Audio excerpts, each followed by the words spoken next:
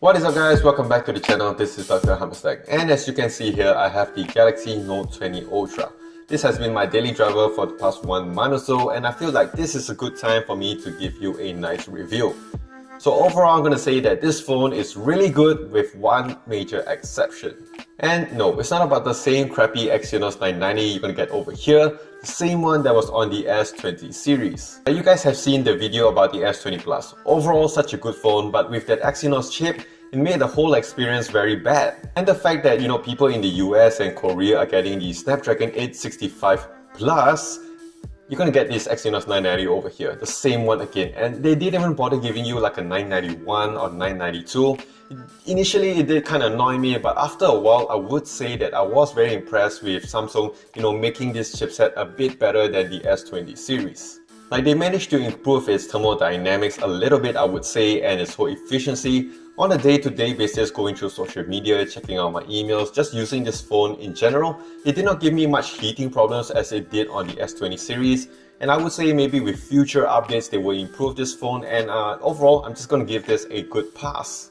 And no, it's not due to the fact that this one has poor battery performance. Like, when I bring out the Note 20 Ultra with me, I have to bring out a charger, like a wireless charger or something, so I can just pop it on the bag and it does charge up. Because like, using this phone on a day-to-day basis, like on a single day, like this one does drain a lot, and I have to charge it up, by the end of the day. It does not give me like a nice full day battery. So this is pretty bad, but I would say I'll give it a pass because this one goes up to 6.9 inches, goes up to 120 Hz of the variable refresh rate. It goes up to HD+. So watching content over here is going to be very good. So with the sacrifice of the battery, you can tweak it with like Bixby routines. You can lower down the medium power saving mode or whatsoever. So those kind of things, you can kind of tweak it. And of course, with future updates to this phone, this will actually improve its battery performance. So I'm also going to give this a nice pass. And no, it's not also due to the fact that this phone is super huge and it does have those curved screens on the sides.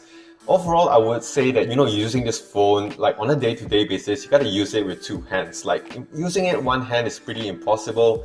And when you're like lying down, going through social media, it's a bit annoying because like when you're going through email or whatsoever, and you want to go through like, the other side of the screen or the top over here, you gotta use some finger gymnastics, which can be pretty annoying for like small hand people like me. It does take some time to get used to it. Like for me, I've been using the OnePlus 8 Pro, the Xiaomi Mi 10, Oppo Find X2. Those screens are huge, and also it does have those curved screens on the sides. So overall, I'm actually pretty used to the fact that I'm going to get like some accidental touches here and there. And I'm also going to give this a nice pass because at the end of the day, when you're going to watch content here, going through social media, with that boxy design, big inch screen over here, you're going to enjoy content over here. And like, I watch Netflix a lot on this device and I really do enjoy it. And no, it's not due to the fact that over here, you're going to get a very, very huge camera bump.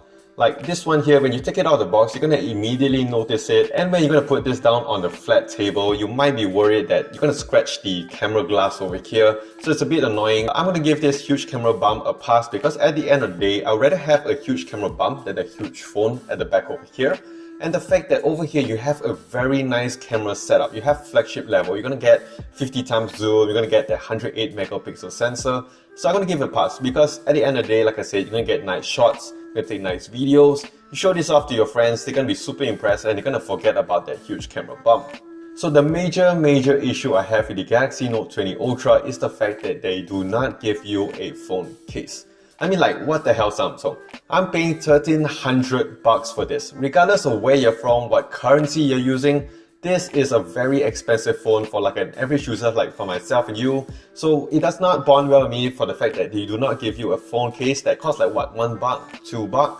And yeah, I mean, like, it's very un-Samsung-like because in 2020 where people are struggling with income, struggling with jobs, with money, they can't even give you a free phone case like this, and this phone is super expensive.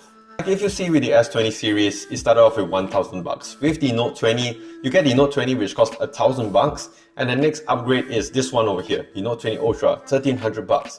So it doesn't really make a lot of sense because it's very un-Samsung-like. Like next year, big companies like Apple and Samsung, they're going to take out the chargers from the box.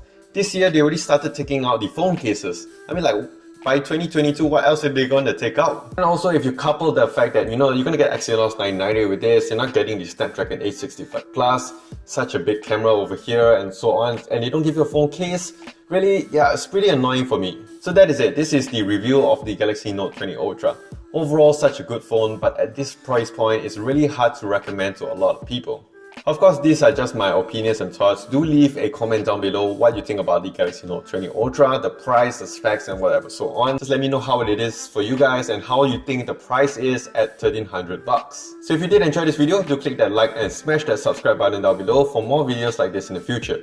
Do follow me on my socials as well on Twitter, Instagram, Facebook, and also here on YouTube at Dr. Hummus Tech. So that is it. This is Dr. Hummus Tech. Stay safe, take care, and wash those hands.